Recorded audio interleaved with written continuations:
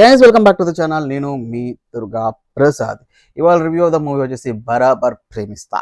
అదేనండి, మనది తెలుసు. మొన్న చాలా సెన్సేషనల్ యూనో కాంట్రవర్సీ అయిపోయింది. ఒక సాంగ్ పాడాడు, సాంగ్లో 2 బూతులు పాడేశారు, అది బూతు సాంగ్ అయిపోయింది.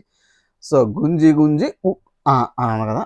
సో అలాంటి కాంట్రవర్సీ అయిన సినిమాని లేపుదామని ట్రై చేశారు. బట్ అది ఎంతవరకు ఆశించింది, రిలీజ్ అయింది, మనం చూసాము, ఎలా ఉంది ఏంటని మాట్లాడుకుందాం. మాట్లాడుకునే ముందు మనం వీడియో లైక్ చేసి ఛానల్ సబ్స్క్రైబ్ చేసుకున్నాము. అలాగే బెల్ ఐకాన్ ఆన్లో పెట్టుకుని మరిన్ని రివ్యూస్ అండ్ రియాక్షన్స్, అలాగే ఫిల్మీ అప్డేట్స్ కోసం.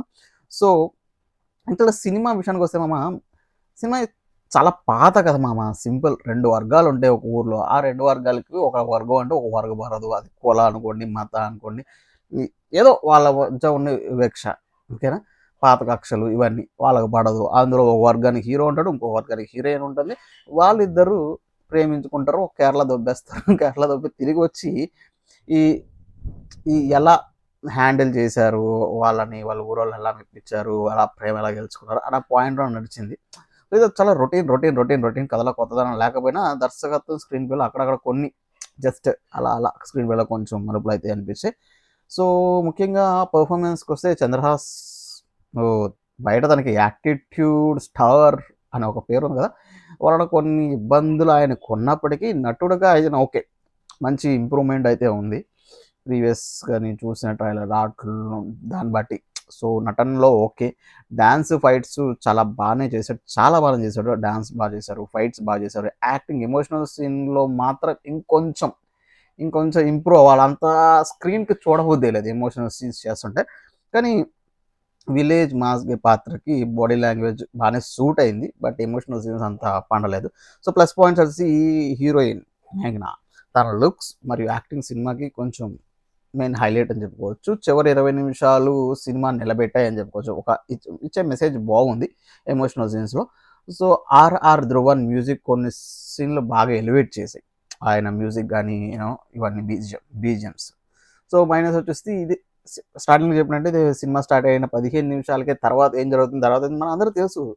ఇది అంతా రొటీన్ స్టోరీ కాబట్టి. నెక్స్ట్ వచ్చేసి సెకండ్ హాఫ్, కేరళ నుంచి ఊరికి తిరిగి వచ్చిన కొన్ని సీన్లు ఉంటాయి, అవి కొంచెం బోర్ కొట్టేస్తాయి, ల్యాగ్ చేస్తారు, అక్కడ బోరింగ్ ఉంటుంది. రొటీన్ విలనిజం పాత్రలు రెగ్యులర్గా ఉంటాయి. సో ఓవరాల్గా మనకి అంత అనిపించలేదు. ఏదో కాంట్రవర్సీ చేసి సినిమాలు లేపుదాం అనుకున్నారు, బట్ జనాలు వచ్చారో లేదో మనకు తెలియదు. నేను వెళ్ళిన థియేటర్కి అయితే అంతమంది జనాలే లేరు. సో బికాస్ న్యూ స్టార్స్కి ఎప్పుడు జనాలు ఉండరు, బట్ మౌత్ టాక్తోనే పోవాలి. బట్ నాకు ఇది ఆయన యాటిట్యూడ్కి, స్టార్ ఆ బిరుదుకి కొంచెం మంచిగా అన్ని సెట్ అయ్యి ఉంటే బాగుండు అనిపించింది. సో ఇది నాకైతే అంత అనిపించలేదు మీరు ఒకవేళ ఈ సినిమా ఎలాంటి వాళ్ళు చూడవచ్చు అనుకుంటే, నాకైతే 1 టైం వాచబుల్ అంత నచ్చలేదు. నేను రేటింగ్ చెప్తాను చెప్పే ముందు, ఎలాంటి వాళ్ళు చూడవచ్చు అంటే, మీకు పల్లెటూరు కథలు లేదంటే పల్లెటూరు ప్రేమ కథలు ఇష్టపడేవారు ఒకసారి చూడవచ్చు ఈ సినిమాని.